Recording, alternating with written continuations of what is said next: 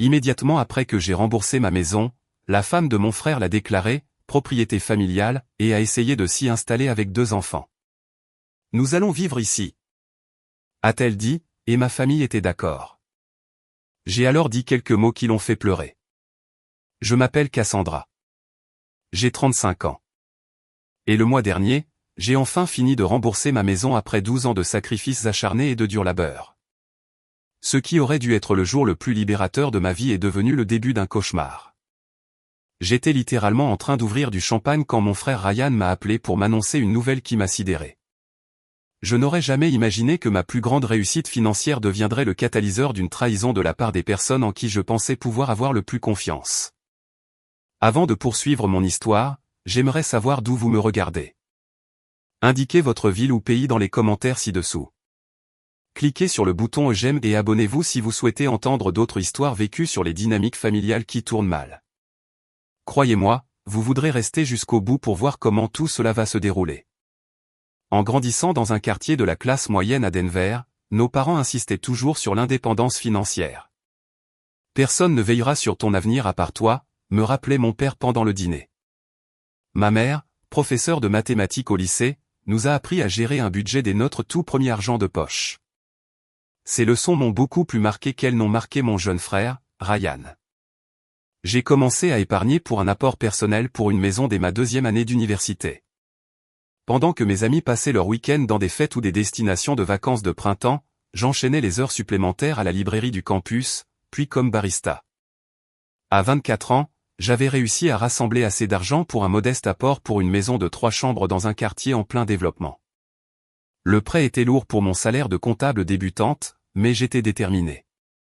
Pendant 12 ans, j'ai tout investi dans ce prêt immobilier. J'ai pris des clients de tenue de livre en freelance les week-ends. J'ai loué une chambre à un colocataire soigneusement sélectionné pendant les 4 premières années.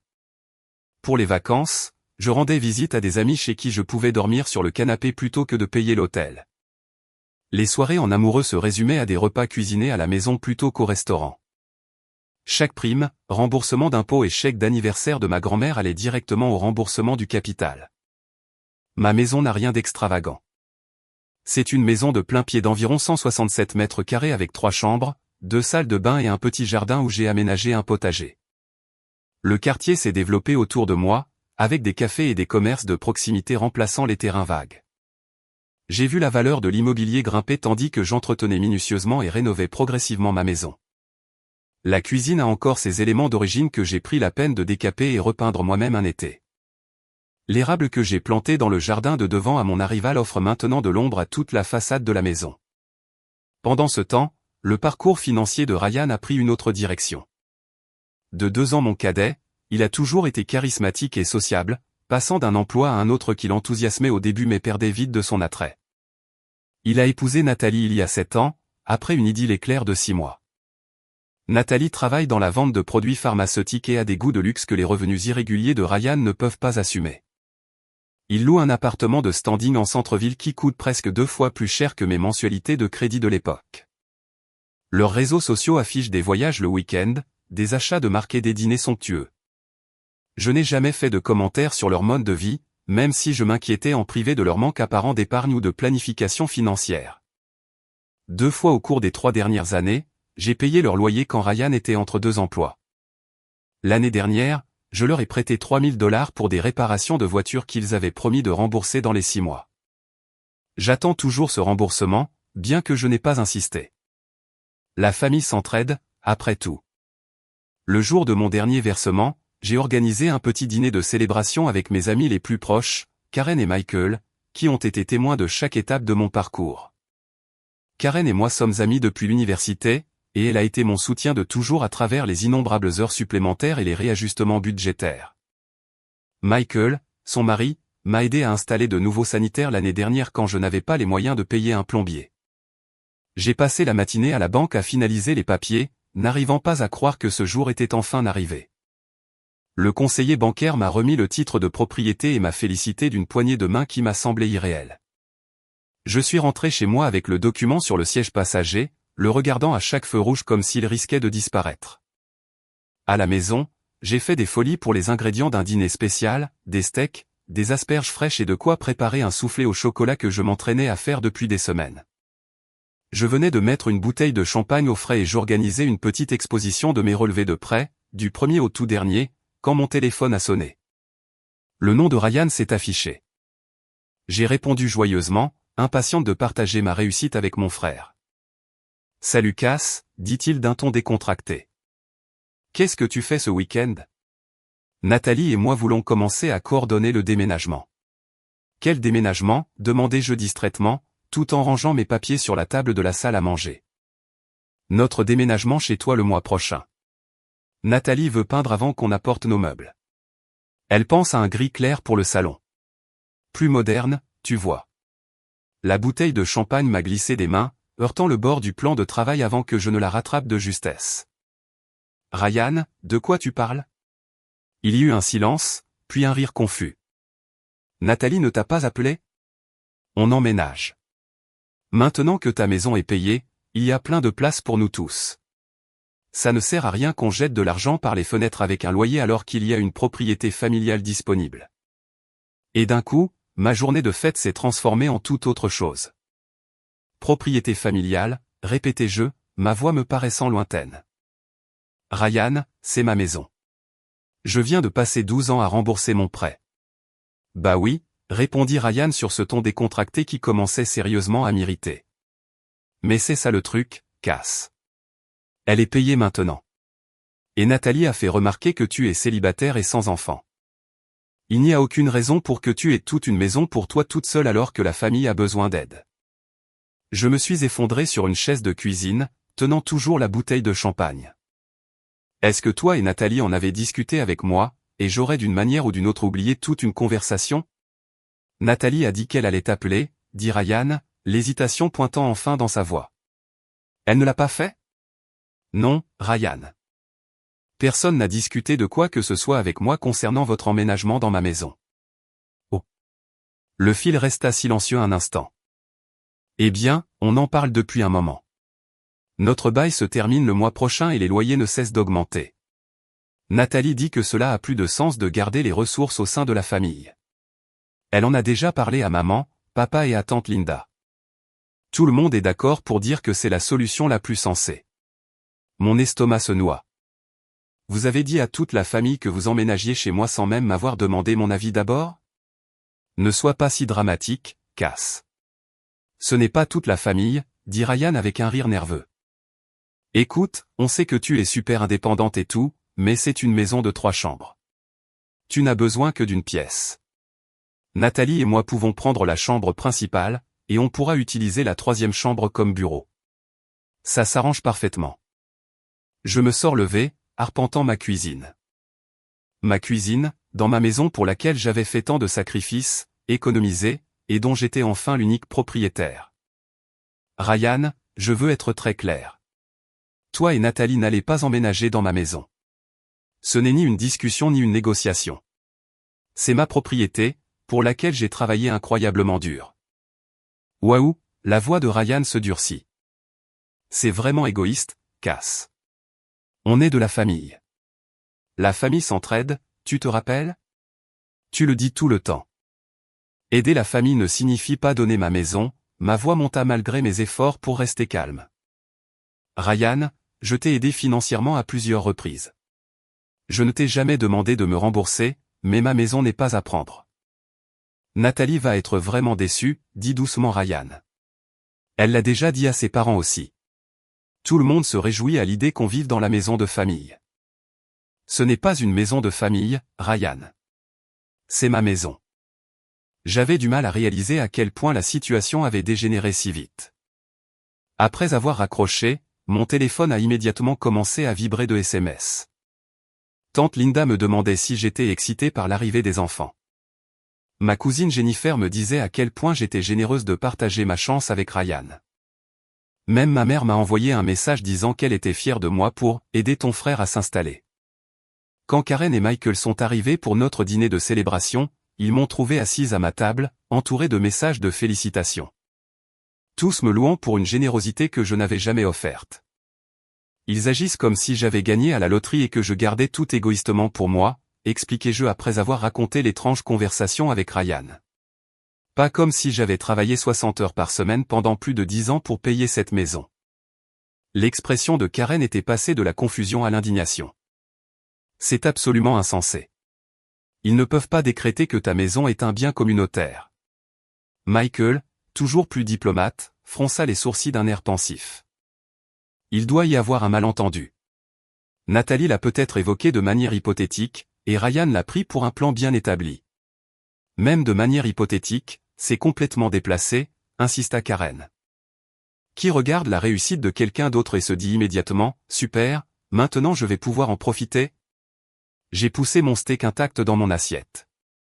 Je ne sais pas comment gérer ça sans provoquer une énorme rupture familiale. Ils l'ont déjà dit à tout le monde comme si c'était fait. Ce n'est pas toi qui provoque une rupture, dit fermement Karen. C'est eux qui ont créé cette situation, pas toi. Michael acquiesça. Tu devais régler ça directement et rapidement, avant qu'ils ne fassent d'autres plans ou n'en parlent à d'autres personnes. Serais-tu prête à les inviter pour en discuter en personne? Cette nuit-là, au lieu de fêter la fin de mon crédit, nous avons élaboré une stratégie pour que je tienne bon tout en limitant les dégâts familiaux. Avant qu'ils ne partent, Karen insista pour ouvrir le champagne. Après tout, tu as quand même fini de payer ta maison aujourd'hui, dit-elle en versant 3 verres. Cela mérite d'être fêté, peu importe le délire d'appropriation insensé qui se joue à côté. Nous avons trinqué, mais la victoire avait un goût amer désormais, assombri par la confrontation que je savais inévitable. 3 jours plus tard, j'ai organisé ce que j'appelais avec optimisme un dîner de famille, mais qui ressemblait plutôt à une intervention préventive. J'avais invité Ryan et Nathalie ainsi que mes parents, espérant que leur présence permettrait de garder une discussion rationnelle. Avec le recul, j'aurais dû m'en douter. J'ai passé l'après-midi à cuisiner la recette de lasagne préférée de ma mère, à nettoyer ma maison sous le coup du stress et à répéter des explications calmes mais fermes sur les raisons pour lesquelles Ryan et Nathalie n'emménageraient pas. Je voulais aborder la situation avec compassion.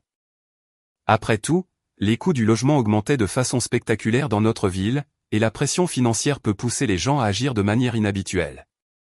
Nathalie est arrivée la première, 20 minutes en avance, alors que je dressais encore la table. Ryan a envoyé un SMS pour dire qu'il la rejoindrait directement après le travail. J'aurais dû y voir la manœuvre stratégique que c'était. Cassandra, la maison est charmante, me dit Nathalie en me faisant une bise rapide sur la joue avant de me dépasser immédiatement. Elle était vêtue de manière impeccable, comme toujours, ses cheveux blonds parfaitement bruchés, son sac de créateur pendu au poignet. Sans demander la permission, elle commença à parcourir la maison, inspectant chaque pièce comme un agent immobilier. Le salon a du potentiel, mais ses rideaux devront absolument disparaître, commenta-t-elle en touchant les doubles rideaux bleus pour lesquels j'avais fait une folie l'année dernière. Je pense à une esthétique plus moderne. Des lignes épurées, une palette neutre. Je la suivais, de plus en plus mal à l'aise, tandis qu'elle passait de pièce en pièce en faisant le même genre de commentaires. Lorsqu'elle entra dans ma chambre, elle hocha la tête d'un air approbateur. Parfait. La suite parentale, par contre, il nous faudra un lit king size au lieu de ton queen size. Ryan prend beaucoup de place quand il dort. Nathalie, dis-je fermement, je pense que nous devons discuter de certaines choses avant que tu ne continues à planifier la décoration. Elle se tourna vers moi avec un sourire rodé. Bien sûr, je suis juste tellement excité par cet arrangement. Ce sera merveilleux d'avoir toute la famille réunie. Tellement plus chaleureux que notre immeuble sans âme où on connaît à peine les voisins. Mes parents sont arrivés ensuite, suivis de près par Ryan. Alors que nous étions réunis autour de la table, je remarquai que ma mère ne cessait de sourire à Ryan et Nathalie, tandis que mon père semblait étrangement réservé. J'ai attendu que tout le monde soit servi avant d'aborder le sujet délicat. J'ai voulu organiser ce dîner parce qu'il semble y avoir un malentendu au sujet de ma maison, et je dois clarifier les choses, commençai-je prudemment. Ryan et Nathalie, bien que je comprenne que vous cherchiez un logement plus abordable, je ne suis pas d'accord avec le projet que vous semblez avoir fait d'emménager ici. La fourchette de Nathalie heurta bruyamment son assiette. Pardon? C'est ma maison, continuai-je. J'ai passé 12 ans à la payer, à l'entretenir et à en faire mon foyer. Je ne cherche pas de colocataires. Des colocataires? La voix de Nathalie monta d'un ton. Nous sommes de la famille, Cassandra, pas des inconnus trouvés sur Craigslist. Ryan regardait, mal à l'aise, sa femme puis moi. Cass, on pensait que ce serait gagnant-gagnant. Tu as tout cet espace libre et on pourrait participer aux charges et aux courses. Mais pas au remboursement du prêt, ni aux impôts fonciers, ni à l'assurance, fis-je remarquer. Tu n'as plus de prêt à payer, dit sèchement Nathalie. C'est bien là tout l'intérêt. Ma mère intervint d'une voix apaisante. Cassandra, ma chérie, nous t'avons élevée dans le respect de la famille. Ton frère a besoin d'aide en ce moment. Maman, je respecte la famille. J'ai aidé Ryan financièrement à plusieurs reprises. Je me tournai vers mon père, espérant son soutien. Papa, tu nous as toujours appris à travailler pour obtenir ce que l'on a. Est-ce que tu t'attendrais à ce que je donne ma maison après tout ce que j'ai fait pour la payer? Mon père s'éclaircit la gorge. Personne ne te demande de donner ta maison, Cassandra. En fait, l'interrompit Nathalie en plongeant la main dans son sac de marque. J'ai rédigé un compromis équitable. Elle sortit plusieurs pages imprimées. Comme nous occuperions les 2/3 de l'espace des chambres, en plus de partager toutes les pièces communes, nous avons pensé qu'un partage de propriété à 50-50 serait en fait très généreux. Elle fit glisser le document sur la table vers moi. Je le regardais avec incrédulité, sans y toucher. Tu veux que je te cède la moitié de ma maison? Ma voix n'était plus qu'un murmure. Ce serait une maison de famille, expliqua Nathalie avec une patience exagérée. Nous en bénéficierions tous. Tu aurais de la compagnie, de l'aide pour l'entretien, et nous couvririons les factures d'énergie. La propriété resterait dans la famille à long terme. C'est complètement déplacé, dis-je en retrouvant ma voix. Je ne signerai rien, et je n'accepterai aucun arrangement de vie que je ne souhaite pas dans ma propre maison. L'expression de Nathalie changea, son sourire de façade s'effaçant. Je ne pense pas que tu vois les choses dans leur ensemble. Tu es célibataire, Cassandra. Pas de mari, pas d'enfant. Qu'est-ce que tu vas faire de toute cette maison? Pendant ce temps, Ryan et moi voulons fonder une famille bientôt. Nous avons besoin d'espace, et franchement, nous avons besoin de respirer financièrement. Ma mère hocha la tête avec sympathie pour Nathalie, tandis que mon père étudiait ses lasagnes avec un intérêt soudain et intense. Ma situation de famille et mes projets de vie n'ont absolument rien à voir là-dedans, dis-je en luttant pour garder mon sang-froid. C'est ma propriété. Achetée avec mon argent, entretenue par mon travail. Des larmes apparurent soudain dans les yeux de Nathalie. Je n'arrive pas à croire que tu sois si égoïste. On est de la famille. La famille s'entraide. Ce n'est pas de l'aide, insistai-je. C'est toi qui essaies de t'approprier quelque chose qui ne t'appartient pas. Nous pensions simplement que tu voudrais soutenir ton frère, dit ma mère, visiblement déçue. Surtout que tu as eu la chance d'avoir une telle stabilité financière. De la chance? Répétai-je, incrédule. Maman, j'ai fait des heures supplémentaires pendant 12 ans. Je n'ai pas pris de vraies vacances en 10 ans. Je me suis privé constamment pour rembourser ce prêt. Ce n'est pas de la chance. C'est le résultat de mes choix et de mon travail. Ryan prit enfin la parole d'une voix basse. Cass, personne ne dit que tu n'as pas travaillé dur. Mais maintenant que tu as atteint cet objectif, pourquoi ne pas l'utiliser pour aider toute la famille? Parce que ce n'est pas une réussite familiale. C'est ma réussite. Je regardais autour de la table, me sentant de plus en plus isolé. Est-ce que l'un d'entre vous céderait sa maison si je décidais que je voulais y emménager? Un silence de plomb s'installa. Nathalie s'essuya les yeux avec une serviette tout en me lançant un regard qui, malgré ses larmes, semblait calculateur plutôt que blessé. Je pense que nous avons tous besoin de temps pour digérer, dit enfin mon père en repoussant son assiette. C'est une grande décision qui affecte tout le monde. Non, papa, dis-je fermement. Ce n'est pas une décision familiale. C'est ma maison, et j'ai déjà pris ma décision. Ryan et Nathalie n'emménageront pas ici. Nathalie se leva brusquement, rassemblant ses papiers. La famille s'entraide, Cassandra. Tu dois décider si tu fais vraiment partie de cette famille. Elle sortit, laissant ses lasagnes intactes. La fin du dîner fut d'une maladresse douloureuse. Ryan exprima ses regrets tout en suggérant que je devrais y réfléchir à tête reposée et envisager les avantages pratiques. Ma mère exprima sa déception face à mon cœur de pierre, tandis que mon père resta obstinément silencieux. After leur départ, je restai seul à ma table, entouré de restes de nourriture et de tensions persistantes, me demandant comment ma plus grande réussite s'était si vite transformée en crise familiale. Durant la semaine qui suivit, Nathalie lança ce que l'on ne pouvait qualifier que de campagne de pression calculée. Il y eut d'abord les publications passives-agressives sur les réseaux sociaux concernant la déception face aux membres égoïstes de la famille et la perte de l'unité familiale, sans jamais me nommer, mais en me ciblant sans équivoque. Puis vint le déferlement de messages dans la discussion de groupe de la famille élargie.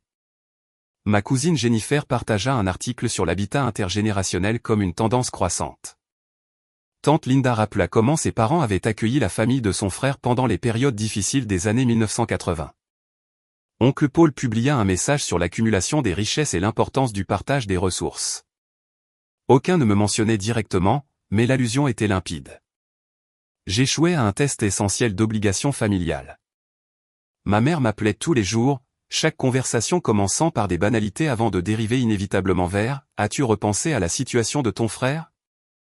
Mon père, étonnamment, m'appela une fois simplement pour me demander si j'allais bien, sans exprimer d'avis ni de pression, ce que j'appréciais plus qu'il ne le pensait. Ryan envoyait des SMS sporadiques, ses messages mêlant curieusement excuses et attentes persistantes, désolé pour la tournure qu'a prise le dîner. Nathalie était juste sous le coup de l'émotion. Mais quand tu auras eu le temps d'y réfléchir, on pourra peut-être discuter d'un calendrier révisé pour le déménagement. Je maintins ma position fermement mais poliment à chaque échange, bien que cette constante défense soit épuisante. Karen prenait régulièrement de mes nouvelles, me ramenant à la réalité quand je commençais à me demander si je n'exagérais pas. 10 jours après le désastreux dîner de famille, je travaillais de chez moi quand j'entendis des véhicules s'arrêter devant. En jetant un coup d'œil par la fenêtre de mon bureau, je me figeai de stupeur. Un camion de déménagement accompagné de 2 SUV était garé le long du trottoir.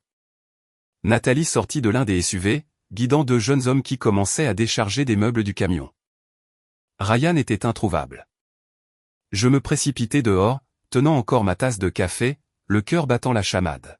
« Qu'est-ce qui se passe ici ?» demandai-je. Nathalie se tourna vers moi avec un large sourire qui n'atteignait pas ses yeux. « Jour de déménagement. On a amené de l'aide. Mes cousins Jake et Tyler ont fini leur cours à la fac, et mes parents apportent un autre chargement dans leur SUV. » Tante Linda sortit du second SUV en compagnie de ma mère. Les 2 femmes firent un signe de la main joyeux, comme s'il s'agissait d'une réunion de famille prévue et non d'une embuscade. « Arrêtez, dis-je en m'interposant entre Nathalie et mon allée.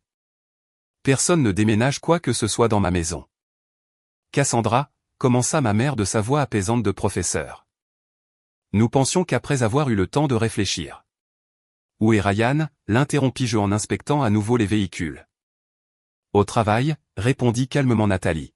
« Il n'a pas pu avoir sa journée, mais il passera ce soir.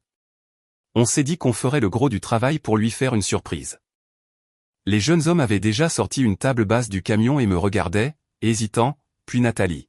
« Remettez ça en place tout de suite, dis-je fermement. Il n'y a pas de déménagement aujourd'hui, ni aucun autre jour. » J'ai été on ne peut plus clair à ce sujet. Ma voisine Diane était sortie de chez elle en face, observant visiblement la scène. Un autre voisin promenait son chien plus lentement que d'habitude, regardant avec un intérêt non dissimulé. Le sourire de Nathalie se crispa. « Ne nous donnons pas en spectacle, Cassandra.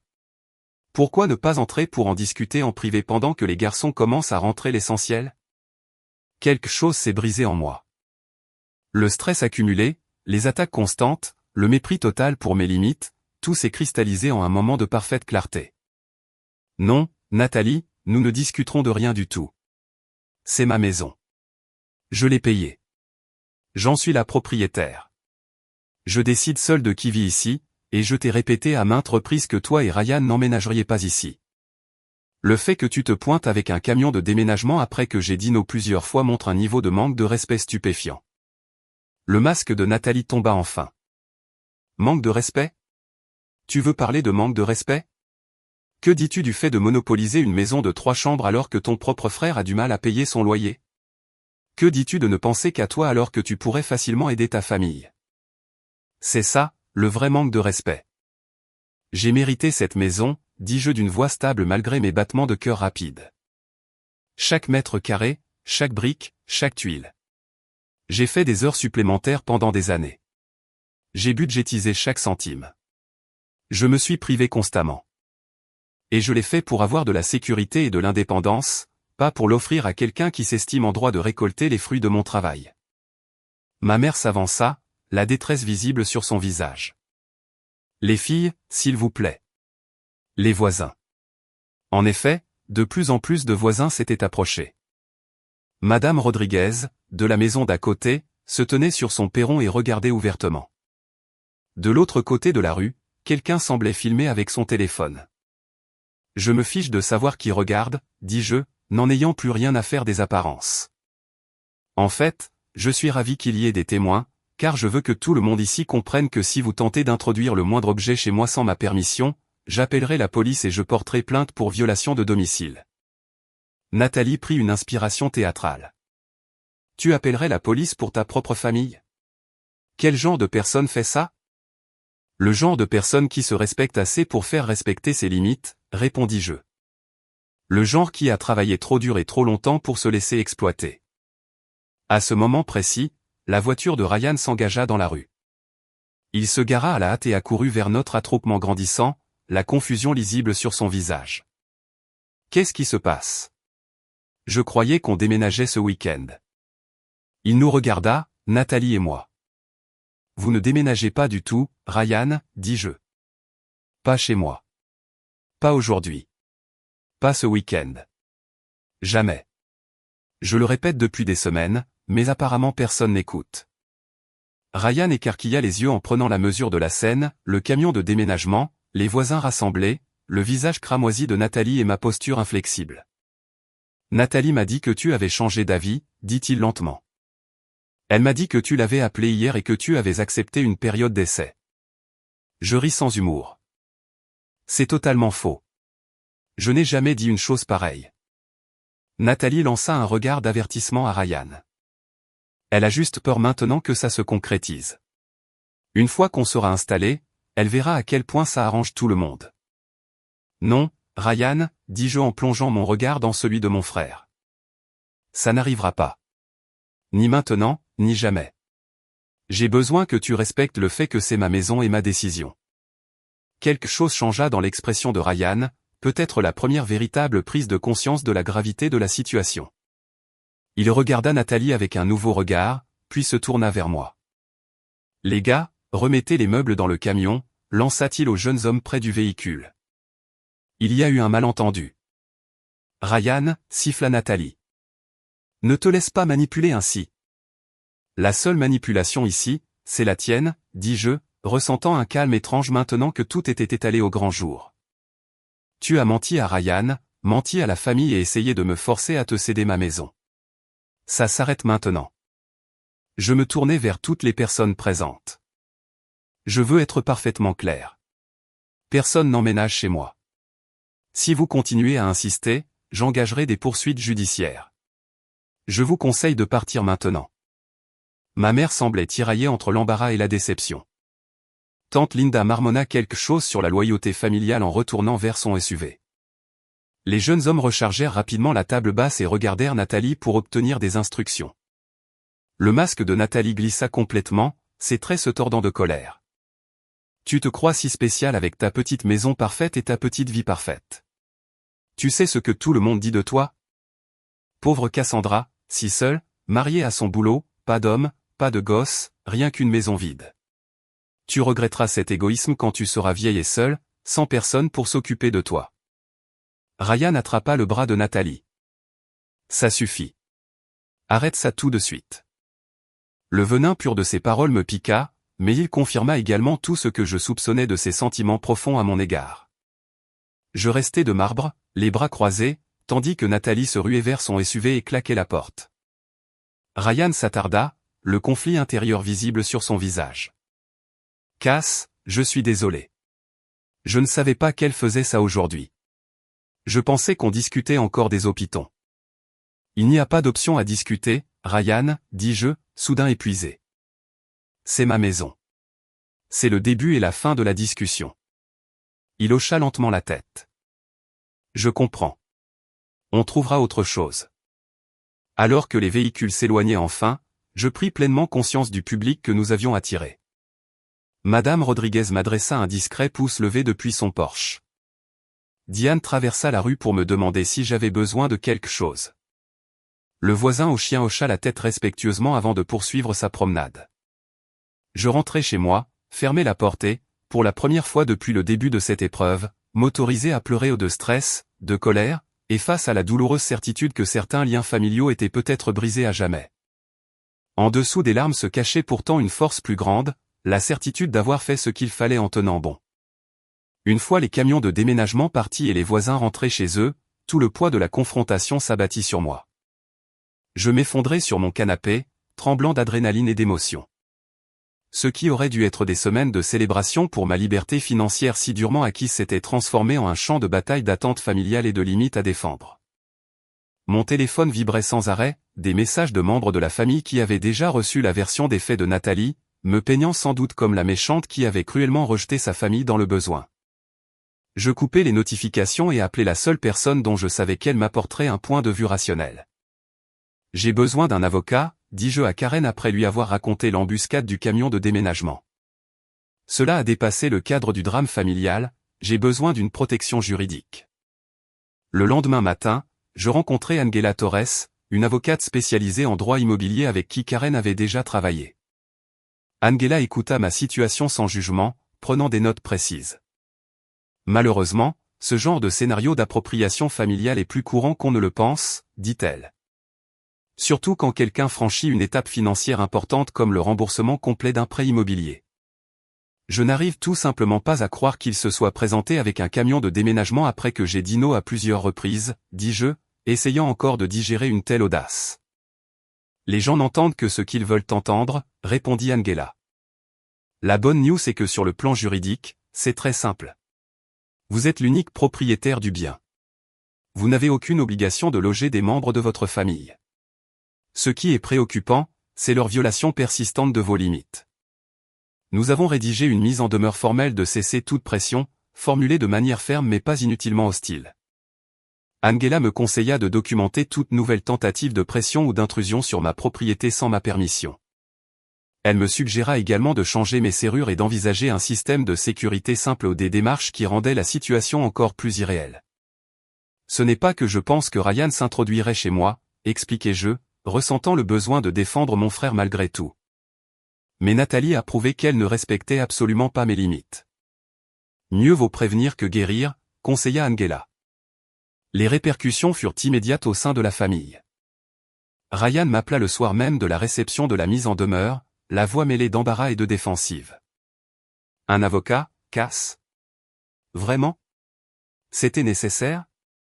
Après que toi et Nathalie vous vous êtes présentés avec un camion de déménagement contre ma volonté explicite, oui, c'était nécessaire, répondis-je en m'efforçant de garder une voix égale.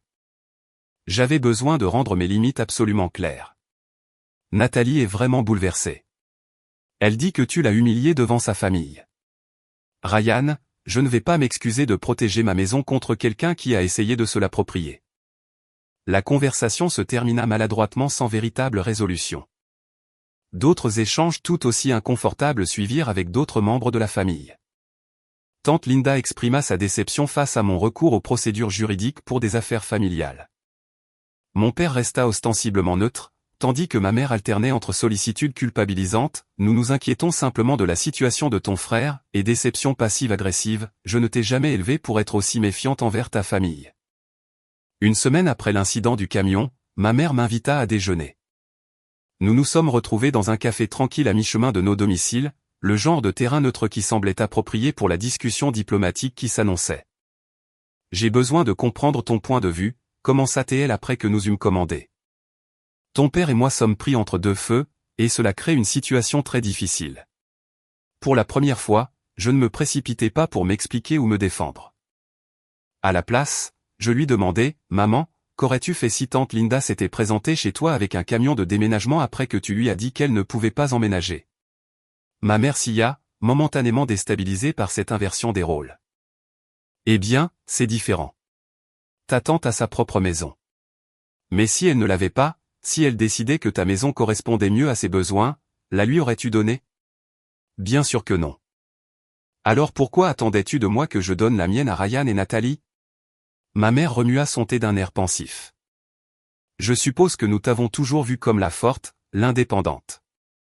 Ryan a toujours eu plus de mal, a eu besoin de plus d'aide. Et je l'ai aidé, maman, à plusieurs reprises. Mais il y a une différence entre aider quelqu'un et sacrifier tout ce pour quoi j'ai travaillé. Au fil de notre conversation, j'appris un détail qui jeta une lumière nouvelle sur la campagne agressive de Nathalie. Apparemment, elle avait déjà promis aux enfants adolescents de Ryan, nés de son précédent mariage, qu'ils auraient chacun leur chambre dans ma maison. Elle leur avait montré des photos de mes chambres d'amis, les laissant choisir celle qui serait la leur. Les enfants avaient déjà parlé à leurs amis de leur prochain déménagement dans une vraie maison avec un jardin. Elle avait mis ses enfants au milieu de tout cela. J'étais horrifié. C'est d'une manipulation sans précédent. Ma mère soupira. Je donc qu'elle croyait sincèrement que tu finirais par accepter. Ou peut-être pensait-elle que présenter cela comme un fait accompli rendrait un refus plus difficile de ta part. Cela ne me donne pas tort de refuser, dis-je fermement. Cela lui donne tort à elle d'avoir promis quelque chose qui ne lui appartenait pas. Ce soir-là, j'eus ma séance vidéo habituelle avec le docteur Bennett, la thérapeute que je consultais depuis la confrontation initiale. J'avais d'abord hésité à aborder une situation qui semblait si évidente en thérapie, mais la culpabilité persistante et la pression familiale m'avaient fait douter de mon propre jugement. Je n'arrête pas de me demander si je suis égoïste, avouai-je. Ma maison est plus grande que ce dont j'ai strictement besoin. Ryan est de ma famille. Est-ce que j'ai tort de vouloir garder mon espace pour moi? Le docteur Bennett ajusta ses lunettes d'un air pensif. Cassandra, il y a une distinction importante entre la générosité et le fait de se laisser exploiter. La générosité vient d'un choix libre et d'un désir sincère d'aider. Ce que votre frère et votre belle-sœur ont tenté de faire, c'est de passer outre votre choix et de vous imposer leur volonté. Mais la famille s'entraide, répétai-je, reprenant l'expression qui avait été utilisée comme une arme contre moi. Oui, et vous avez démontré cette valeur à plusieurs reprises en apportant une aide financière lorsque votre frère en avait besoin. Mais l'aide a des limites, et c'est à vous de définir ces limites, pas à quelqu'un d'autre. Nous avons exploré les racines plus profondes de ma culpabilité, la dynamique familiale qui avait toujours positionné Ryan comme celui ayant besoin de soutien et moi comme celle assez forte pour le lui apporter, les attentes culturelles autour du partage des ressources familiales. L'attente sexiste subtile mais tenace selon laquelle, en tant que femme célibataire, mes besoins étaient moins légitimes que ceux d'un couple marié. Votre maison représente plus qu'un simple bien immobilier, observa le docteur Bennett. C'est la preuve tangible de vos valeurs, la discipline, l'indépendance, la planification à long terme. Lorsqu'ils ont tenté de se l'approprier, ils ont balayé ces valeurs et le travail nécessaire à leur réalisation. Pour la première fois depuis le début de cette épreuve, je me sentis pleinement légitimé dans ma posture. Je n'étais pas égoïste. J'honorais mes propres choix de vie et protégeais ce que j'avais légitimement mérité. 2 semaines après la confrontation du camion de déménagement, Ryan m'envoya un message demandant si nous pouvions nous parler, juste tous les deux. J'acceptai, suggérant une promenade sur le terrain neutre du parc près de chez moi. La distance par rapport à nos 2 domiciles semblait symbolique de l'espace que ce conflit avait créé entre nous. Ryan m'attendait déjà sur un banc à mon arrivée, l'air plus fatigué que d'habitude. Ses cheveux habituellement si bien coiffés étaient en bataille, et il avait des cernes sombres sous les yeux. « Merci de me rencontrer », dit-il alors que je m'asseyais à côté de lui. J'ai beaucoup réfléchi. Nous avons marché le long du sentier périphérique du parc, les feuilles d'automne crissant sous nos pas. Pendant plusieurs minutes, nous avons avancé en silence, l'effort physique facilitant d'une certaine manière la conversation. « Je te dois des excuses », finit par dire Ryan. De vraies excuses, pas les demi-excuses que je t'ai faites jusqu'ici. Ce que Nathalie et moi avons essayé de faire était mal. Nous n'avions aucun droit de revendiquer ta maison ou de faire des projets impliquant ta propriété sans ton consentement. Cette reconnaissance directe me prit de court. Merci de dire cela. Il m'a fallu trop de temps pour voir ce qui se passait, continua-t-il. Nathalie peut être très persuasive. Elle a cette façon de présenter les idées qui les rend inévitables, comme si la décision avait déjà été prise et que la contester serait déraisonnable. Je hochai la tête, reconnaissant la dynamique dont j'avais été témoin. Cela n'excuse pas ta part de responsabilité pour autant. Non, cela ne l'excuse pas, reconnut Ryan. J'aurais dû lui tenir tête dès qu'elle l'a suggéré la première fois. J'aurais dû écarter l'idée immédiatement parce qu'elle était inappropriée. Au lieu de cela, j'ai suivi le mouvement parce que cela semblait être une solution facile à nos problèmes. Quel problème exactement, demandai-je. Votre appartement m'a toujours semblé très bien à chaque fois que je vous rendais visite. Ryan soupira lourdement. Nous avons de graves problèmes financiers, Cass. L'appartement est bien au-dessus de nos moyens, mais Nathalie refuse de revoir ses exigences à la baisse. Elle maintient les apparences avec des vêtements de marque et des dîners coûteux, mais nous coulons sous les dettes de cartes de crédit. J'essaie de la convaincre de voir un conseiller financier depuis des mois, mais elle prétend que c'est un problème de revenus, pas de dépenses. Cette confession expliquait en grande partie leur tentative désespérée de s'emparer de ma maison, perçue non seulement comme un abri, mais comme une bouée de sauvetage financière. Pourquoi ne m'as-tu pas dit à quel point les choses allaient mal, demandai-je. J'aurais pu vous aider d'une autre manière. La fierté, je suppose. Et Nathalie. Elle n'aime pas admettre que les choses ne sont pas parfaites. Ryan donna un coup de pied dans un tas de feuilles. En plus, il y a autre chose que tu devrais savoir. Quelque chose qui m'a finalement fait comprendre à quel point toute cette situation était injuste. Il s'arrêta de marcher et se tourna vers moi. Nathalie disait aux gens que la maison finirait de toute façon par nous revenir puisque tu es célibataire et que tu n'as pas d'enfant. Elle disait qu'il était plus logique que nous en héritions maintenant, au moment où nous en avons besoin, plutôt d'attendre que tu ne sois plus là. La cruauté gratuite de ce calcul me laissa momentanément sans voix. Elle planifiait mon héritage alors que j'étais encore dans la trentaine. Ryan hocha la tête d'un air misérable. Nous avons continué à marcher, assimilant cette révélation. Une partie de moi était profondément blessée par cette vision calculatrice de ma vie et de ma propriété, mais une autre se sentait confortée dans sa résistance instinctive à leur projet. Qu'est-ce qui va se passer maintenant, demandai-je enfin. Vu notre situation financière, j'ai trouvé un appartement plus petit à l'autre bout de la ville. Le quartier est moins branché, mais beaucoup plus abordable. Nathalie n'est pas ravie. Mais après le désastre du camion de déménagement, elle n'a plus beaucoup d'arguments. Et entre toi et moi, Ryan s'arrêta à nouveau, l'expression sincère. Je veux regagner ta confiance, Cass. Je sais que cela ne se fera pas du jour au lendemain, mais tu es ma sœur, et je ne veux pas perdre notre relation pour cela. Je vais commencer par te rembourser l'argent que tu nous as prêté pour les réparations de la voiture, avec les intérêts. Et Nathalie. Il soupira. Elle a accepté une thérapie de couple. Cette situation a mis en lumière de graves problèmes dans notre façon de communiquer et de prendre des décisions. Je ne sais pas si elle admettra un jour qu'elle avait tort au sujet de la maison, mais je fixe des limites plus claires avec elle concernant ma relation avec toi. J'appréciais son honnêteté et les efforts qu'il lui avait manifestement fallu pour avoir cette conversation. Bien que la blessure ne se soit pas effacée par magie, cela ressemblait à un premier pas vers la guérison. Je ne peux pas t'offrir ma maison, dis-je prudemment. But, je peux t'aider d'autres manières. Je connais de très bons conseillers financiers qui pourraient vous aider à établir un budget viable, et je veux bien t'aider à faire des recherches sur les programmes d'accession à la propriété pour les premiers acheteurs quand tu seras prêt. Les yeux de Ryan s'illuminèrent d'une reconnaissance sincère. Ce serait formidable, Cass. Une vraie aide vers l'indépendance plutôt qu'un dépannage temporaire. Tandis que nous revenions vers l'entrée du parc, notre conversation s'orienta vers des aspects plus pratiques, les ressources pour la planification financière. Les stratégies pour parler d'argent avec Nathalie, les étapes pour reconstruire notre relation fraternelle. Une semaine plus tard, j'organisais un petit dîner que je qualifiais intérieurement de « fête de reconquête de mon espace ». Karen et Michael étaient là, ainsi que Madame Rodriguez, ma voisine d'à côté, et Diane de l'autre côté de la rue, ou des voisines qui s'étaient révélées être des alliés inattendus lors de la confrontation du camion.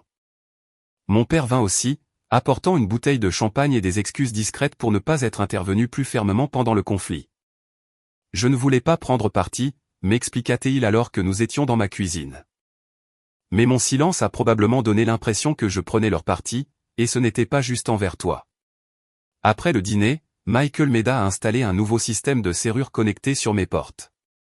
Non pas que je craignisse réellement une intrusion, mais l'acte symbolique de changer les serrures m'aida à retrouver un sentiment de sécurité chez moi. Le système me permettait d'accorder des codes d'accès temporaires à des visiteurs de confiance, une fonctionnalité qui représentait parfaitement ma nouvelle approche des limites. L'accès m'appartenait, c'était à moi de l'accorder, pas aux autres de l'exiger. Cette nuit-là, après le départ de tout le monde, je parcourus chaque pièce de ma maison avec un regard neuf. Cet espace représentait non seulement une réussite financière, mais aussi le témoignage de mes valeurs, de mes choix et de mon parcours personnel. Pour la première fois depuis le remboursement de mon prêt, je ressentis la véritable liberté d'être propriétaire de ma maison. Non seulement financièrement, mais aussi émotionnellement. 6 mois passèrent, apportant le printemps dans mon jardin et un nouvel équilibre dans nos dynamiques familiales. La crise immédiate était résolue, mais les répercussions continuaient de façonner nos relations de manière subtile. Ryan et Nathalie poursuivaient leur thérapie avec des résultats mitigés. D'après les nouvelles occasionnelles de Ryan, Nathalie soutenait toujours que j'avais surréagi à leurs propositions raisonnables, mais elle avait au moins cessé de faire activement campagne contre moi lors des réunions de famille. Ils progressaient lentement sur leur situation financière, Ryan prenant un rôle mais plus actif dans leur budget et Nathalie réduisant à contre-cœur certaines dépenses non essentielles. Ma relation avec Ryan s'était prudemment améliorée. Nous avions repris notre tradition de déjeuner mensuel, bien que nous nous rencontrions au restaurant plutôt que chez l'un ou l'autre, un terrain neutre qui convenait à notre guérison, bien que notre lien reste fragile. Il avait remboursé le prêt pour la voiture comme promis et n'avait jamais redemandé d'aide financière depuis la confrontation, même s'il m'arrivait de le voir lutter pour ne pas faire de commentaires sur ce qu'il percevait toujours comme mon espace excédentaire. Certaines relations familiales restaient tendues. Tante Linda continuait de faire de temps à autre des remarques passives-agressives sur la loyauté familiale, tandis que ma cousine Jennifer semblait incapable de croiser mon regard lors des réunions de famille. Ma mère avait fini par adopter une attitude plus bienveillante, surtout après avoir été témoin du sens persistant de l'appropriation de Nathalie lors d'un récent anniversaire familial. Je le vois maintenant, me confia-t-elle lors d'une sortie shopping. Il ne s'agissait pas de s'entraider en famille. Il s'agissait de profiter de ta réussite. Mon père, quant à lui, s'était montré plus ouvertement solidaire que jamais. Il avait commencé à m'envoyer des articles sur les femmes et l'indépendance financière, et m'avait récemment demandé si j'accepterais d'intervenir dans un cours qu'il donnait dans un institut universitaire de technologie sur la planification financière à long terme. Ton histoire a une réelle valeur, me dit-il. Surtout pour les jeunes femmes qui n'ont peut-être pas d'exemple d'indépendance financière dans leur entourage immédiat. Cette reconnaissance extérieure m'aida à guérir une partie des blessures nées du conflit familial, mais le développement le plus significatif fut intérieur. Cette épreuve m'avait obligé à clarifier mes valeurs et à renforcer mes limites dans tous les aspects de ma vie. J'avais toujours été quelqu'un qui travaillait dur et aidait les autres, souvent à mes propres dépens. La confrontation de la maison avait mis en évidence les dangers d'être celle sur qui l'on peut toujours compter, la forte, celle que l'on s'est prête à se sacrifier. J'ai commencé à m'exercer à dire non aux demandes qui ne correspondaient pas à mes priorités, non seulement en famille, mais aussi dans ma vie professionnelle. Au travail, j'ai refusé de prendre en charge un projet supplémentaire sans rémunération. Avec mes amis, je suis devenu plus honnête sur mes disponibilités au lieu de réorganiser automatiquement mon emploi du temps pour m'adapter aux besoins de chacun. Ces petits actes d'affirmation de soi m'ont semblé révolutionnaires après des années passées à être la personne fiable qui ne se plaint jamais. Cette expérience m'a également incité à être plus attentive à mes objectifs financiers. Ayant atteint le cap de l'accession à la propriété, je me suis fixé un nouvel objectif, créer un petit fonds de bourse d'études pour les jeunes qui cherchent à acquérir leur indépendance financière. J'ai commencé par une modeste contribution annuelle à un établissement d'enseignement supérieur local, ciblant spécifiquement les étudiants qui travaillaient tout en poursuivant leurs études. J'ai également commencé à faire du bénévolat mensuel dans un atelier d'éducation financière pour les femmes. Lorsque cela s'y prêtait, je partageais des éléments de ma propre histoire non pas pour diaboliser ma famille, mais pour illustrer l'importance de maintenir des limites, même avec ses proches, en matière d'argent. Il y a une différence entre la générosité et le fait de se laisser exploiter, expliquai-je aux participantes. La vraie générosité découle d'un choix, pas d'une obligation ou d'une manipulation. Sur un plan plus personnel, je m'autorisais enfin à profiter pleinement de ma maison sans culpabilité résiduelle. Je transformais la 3e chambre, celle que Nathalie avait prévu d'utiliser comme bureau, en un salon de lecture et un refuge personnel. J'y installais des étagères du sol au plafond, j'ajoutais un fauteuil de lecture confortable près de la fenêtre donnant sur mon jardin, et je m'offris l'œuvre d'art que j'admirais depuis des années mais que j'avais toujours considérée comme une dépense superflue. Cet espace devint mon rappel physique que prendre soin de soi n'est pas égoïste, mais essentiel. Chaque fois que j'entrais dans cette pièce, je renforçais l'importance de mes propres besoins et de mes propres choix. mon expérience m'avait également permis d'acquérir une compréhension plus profonde et plus nuancée des relations familiales. Je continuais à accorder une grande valeur aux liens familiaux, mais je ne confondais plus l'amour inconditionnel avec un accès ou une obligation illimitée. Je pouvais aimer mon frère tout en maintenant des limites fermes concernant mes biens et mes ressources. Je pouvais me soucier de son bien-être sans assumer la responsabilité de ses choix financiers. Alors que le printemps laissait place à l'été, j'organisais une fête dans le jardin pour célébrer un an de liberté vis-à-vis de mon prêt immobilier. Cette fois, la liste des invités fut soigneusement établie pour n'inclure que ceux qui m'avaient soutenu durant ces mois difficiles, Karen et Michael, mon père, quelques amis proches du travail. Et les voisines qui avaient été témoins et avaient validé ma position face à l'invasion du camion de déménagement. Alors que nous prenions un verre sur ma terrasse donnant sur les plates-bandes florissantes de mon jardin, dont j'avais eu plus de temps pour m'occuper depuis que j'avais réorienté l'énergie consacrée à mes remboursements, Karen leva son verre pour porter un toast à Cassandra, qui a non seulement bâti une maison magnifique, mais a eu le courage de la protéger. Ta force nous inspire tous. La chaleur sincère et la bienveillance sur les visages autour de moi me parurent être le véritable couronnement de mon parcours non seulement vers l'accession à la propriété, mais vers une affirmation de soi authentique et des limites saines. Plus tard dans la soirée, alors que la fête touchait à sa fin et que le crépuscule s'installait sur mon jardin, mon père s'attarda pour m'aider à débarrasser. « Je suis fier de toi, Cassandra », me dit-il avec une émotion inhabituelle. Pas seulement pour avoir remboursé ta maison ou pour avoir tenu bon, mais pour la dignité avec laquelle tu as géré tout ce qui a suivi. Tu as su garder ta compassion sans compromettre tes limites.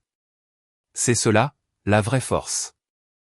Ces mots me touchèrent profondément, validant non seulement ma réussite financière, mais aussi la croissance personnelle qui avait émergé de ce conflit. La vérité que j'avais découverte au cours de cette année difficile était que protéger ce que l'on a mérité n'est pas de l'égoïsme. C'est un acte de respect de soi. Fixer des limites n'est pas cruel. C'est nécessaire pour des relations saines. Et surtout, faire partie d'une famille ne signifie pas sacrifier son indépendance ou laisser les autres s'approprier ce pourquoi on a travaillé. Ma maison témoigne de ces vérités. Chaque pièce représente non seulement mon investissement financier, mais aussi mon évolution émotionnelle et spirituelle. C'est mon sanctuaire, ma réussite et mon choix de partager ou non, comme je l'entends. Je pense souvent à la tournure différente qu'auraient pu prendre les choses si j'avais cédé à la pression et à la culpabilité. Où se seraient arrêtées les limites? Quels autres aspects de ma vie auraient été revendiqués comme propriété familiale? En restant ferme dans ce moment charnière, j'ai non seulement protégé ma maison, mais j'ai aussi donné le ton pour toutes mes relations futures. Avez-vous déjà eu à défendre vos limites face à des attentes familiales? Comment avez-vous concilié vos propres besoins avec vos obligations familiales? J'aimerais beaucoup lire vos témoignages dans les commentaires ci-dessous. Et si vous avez trouvé de la valeur dans mon histoire, n'hésitez pas à aimer cette vidéo, à vous abonner à la chaîne et à la partager avec quelqu'un qui pourrait avoir besoin d'encouragement pour fixer ses propres limites. Rappelez-vous que protéger ce pourquoi vous avez travaillé n'est pas de l'égoïsme. C'est un soin personnel essentiel. Merci d'avoir écouté mon parcours et je vous souhaite de la force sur votre propre chemin vers la liberté à la fois financière et émotionnelle.